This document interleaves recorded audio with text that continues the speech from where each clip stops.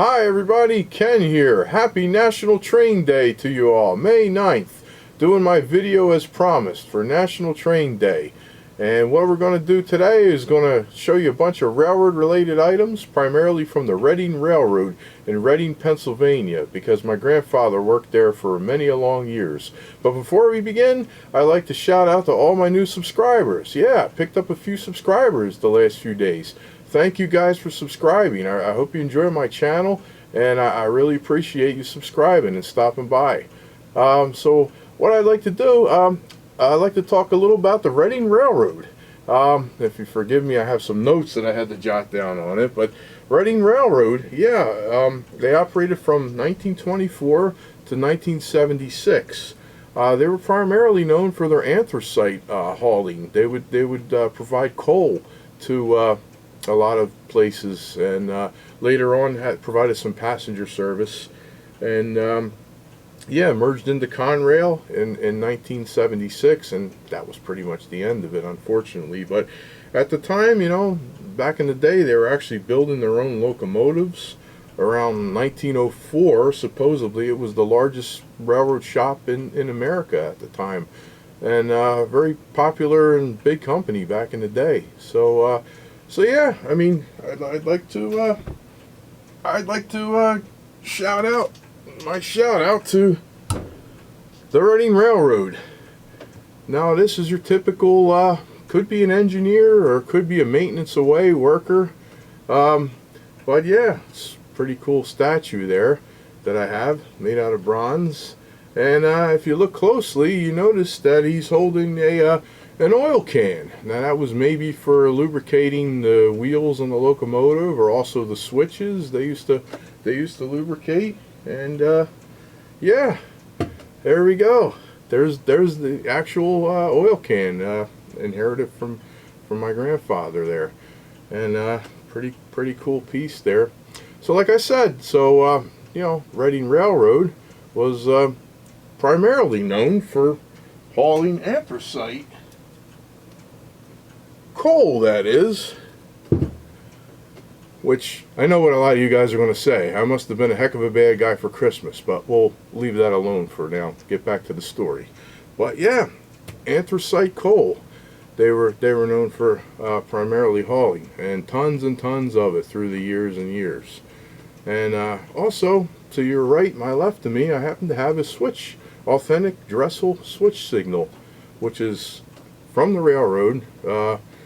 I don't know when, but back in the day, another piece I've inherited from my grandfather. Also, as well as his Reading Railroad Dietz Vesta lantern, which I'd like to light up for you guys in celebration of the National Train Day today. Yeah, this is a really nice one.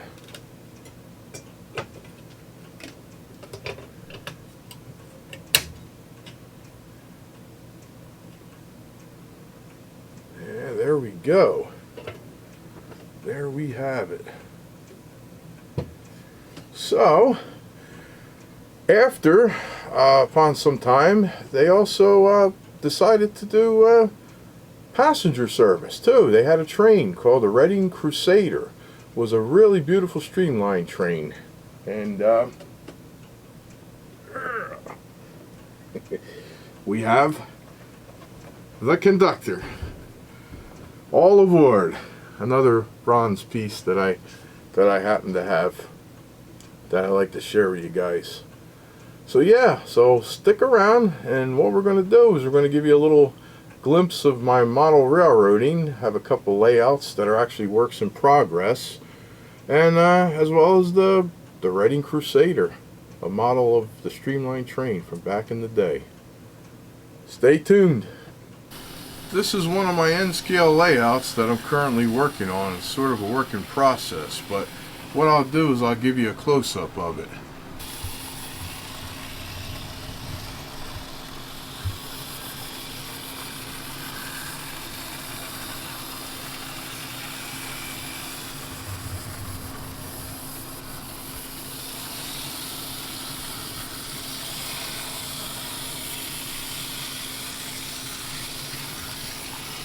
So yeah, this is my working process. Started this a number of years ago, and it actually started on an IKEA table of all things. I happened to have an extra IKEA table that nobody really wanted anymore, so I said, oh, I know, I'll make a train set out of it. So as you can see, it worked out pretty good. It's a little nice and compact idea that fit pretty well in my basement, and yeah, I'm still have, you know, a lot of work to do on it, but it's a working process. And also have another layout on the other side of the basement, which we'll show you in a minute. So here we have another N scale layout on the other side of the basement. As you can see, this one's a little bigger, and it's not on an IKEA table for a reason. Turns out that my IKEA table design was a little too compact, and I had to make the curves so tight that the steam locomotives didn't really want to bend around the curves. So, being disgusted a little bit with it, I decided to go slightly bigger and start another one a few years later.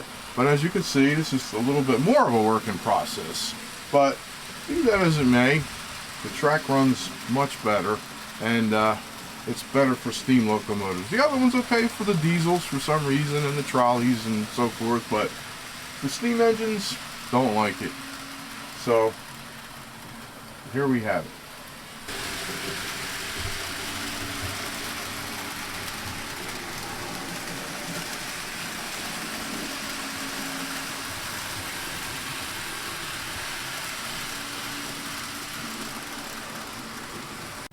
I also have a few O-scale pieces, and for National Train Day I decided to bring out the Reading Crusader, as previously talked about. And it's a pretty big gauge, so I have to actually run it on my floor. I don't really have a layout for that, but be that as it may, I still think it's pretty cool.